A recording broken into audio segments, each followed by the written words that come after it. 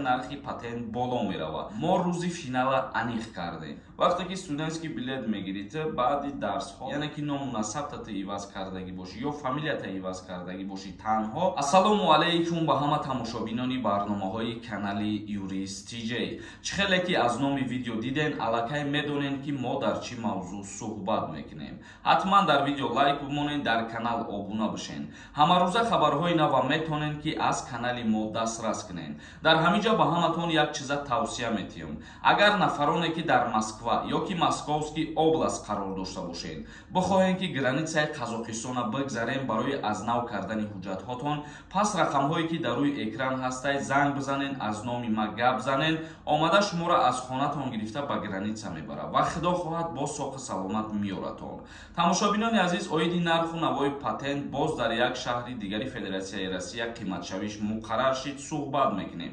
чӣ хеле ки медонен, ҳамасола баъди соли нав дар Федератсияи Россия нархи патент боло мерава ва имрӯз дар як шаҳри дигараш муқаррар шид Тверской област, ки аз ҳамада патенти қимат дар ҳамиҷа мебошад. дар соли 2023 барои соли 2023 дар Тверской област нархи патент баробар ба 8800 рубл мебошад. дуюмин шаҳре ки қиматаи Москва ки баробар ба 6600 рубл мебошад.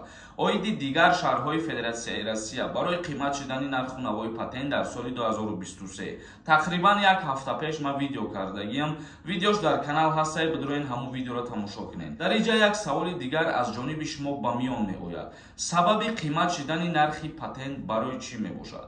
ҳеҷ кас ҳечӣ гуфта наметавонад, чунки ягон мақомдорон, ягон ҳуқуқшиносони Федератсияи Россия ягон маълумот гуфтагӣ нестанд дар ин бора. ва мо ҳамин қадар гуфта метавонем ки баъди соли нав ҳамасола дар ҳамаи ҷо тағйирот ва иловаҳо ворид карда мешавад. тамошобинони азиз, комментарияҳоро хонда ба саволҳои шумо ҷавоб мегардонам. то охири видеоро тамошо кунед, то ба саволҳотон ҷавоб бигиред. оиди конкурс як чиза қайд мекунам. мо рӯзи финала аниқ кардем. рӯзи 16 декабр ба вақту соати ҷумҳурии Тоҷикистон соати 18:00 дар канали Юрист TJ прямой эфир мешавад финали конкурсай. касое ки мехоҳен ҳозиран билет бихарен, билет ҳастай. барои билет харидан аз конкурси мо инами картаи Сбербанка сумтона мепартоен. ин карта ба номи Мунис Хуршедович мебошад. нархи як дона билет 200 рубла дар бар мегирад. ба аксия билет бихарен ба 2000 рубл 25 дона билетон метиҳем. касое ки аз ҳамада бисёр билет мехаранд, бо тариқи автоматӣ дар прямой эфир соҳиби iPhone 12 Pro ё ки iPhone 13 Pro Max мешаванд. рӯзи финал аниқай вақт кам мондагиай. чектона метонен ки нами рақамҳои WhatsApp дар рӯй кунен. ғайри телефоно 46 конверти пули приз дора конкурси мо. Boys Black нависонда. Ассалому алайкум акай Сорбон, ташаккур барои маълумот. як саволи дигар, рафтани хизмати пулакӣ ограничени надора ака чанд нафаре бошад мегиранд? мутаассифона не. ма дар видеои динангӣ қайд кардам ки барои хизмати алтернативӣ кардан шумо пешакӣ мерен, ариза менависонед. агар ки қабул кардам, баъд метавонед ки хизмати пулакӣ кунед. Зинатов нависонда. Ассалому алайкум акай Сорбон, баъди соли нав патент қимат мешавад дар Москва. мо метавонем патента пешакӣ пардохт кунем. яъне вақте ки қимат мешавад, ҳама рақамҳову тарзи пардохт кунишам алиш мекунанд. ба ҳамин хотир пешпардохт накунед. мумкин ки вақти пардохт мекунед баъдан ҳисоб накунанд. ҳозираш дар ҳар моҳаша бисупоред. тамом. Довуд нависондай. бародарҷон, чандин бор навистестам, навбати худам охир нарасид.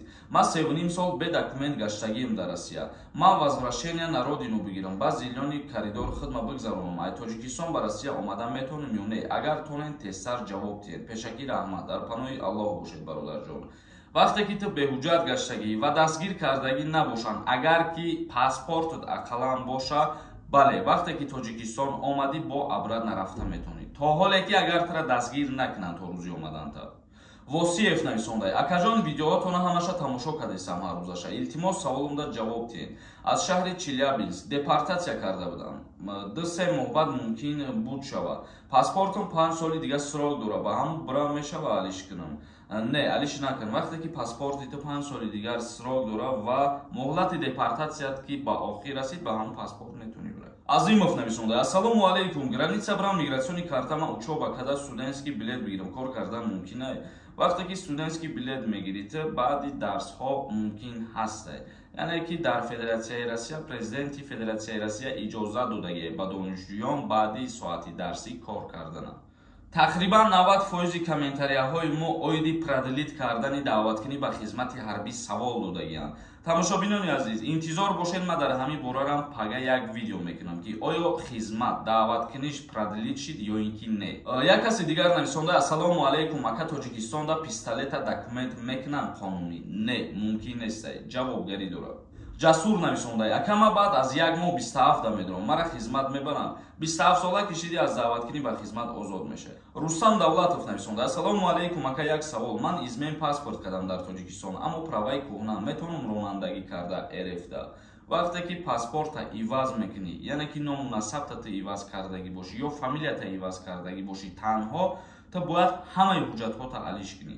мисол мегирем, агар аттестатам иваз мекунӣ, дипломтам иваз мекунӣ, праватам иваз мекунӣ. Расулов нависонда: ассалому алайкум, ака хизмати пулакӣ мара 35 000 сомонӣ гуфтанд дар военком. хизмати пулакӣ дар ҷумҳурии Тоҷикистон пуле ки давлат муқаррар кардагияй 26 880 сомон мебошад. Зикрулло нависонда: ассалому алайкум, чӣ хел шумо, мо мухлиси шумо, ҳазор раҳмати калон ки тамошо мекунед ва моро бовар мекунед, бениҳоят миннатдорам аз шумо. Нурик нависонда: ассалому алайкум бародар Тенҷи, хубӣ? Мобилизатсия дар Россия ба охир расид? Бале, тақрибан як моҳ мешавад ки ба охир расидагиай. Қурбон нависонда: салом, абача барои ту илтимос кунем Сорбон, саволи моро ҷавоб надодӣ. саволҳое ки бисёри баъд такрориянд, ба ҳамин хотир мо ҷавоб наметиҳем. Лазиз нависонда: қонуна атмена кардан гуфтанд ку полностью нестай меган ҳозир хизмати пулакӣ. И гап дурӯғай, ҳастай, хизмати алтернативӣ вуҷуд дорад.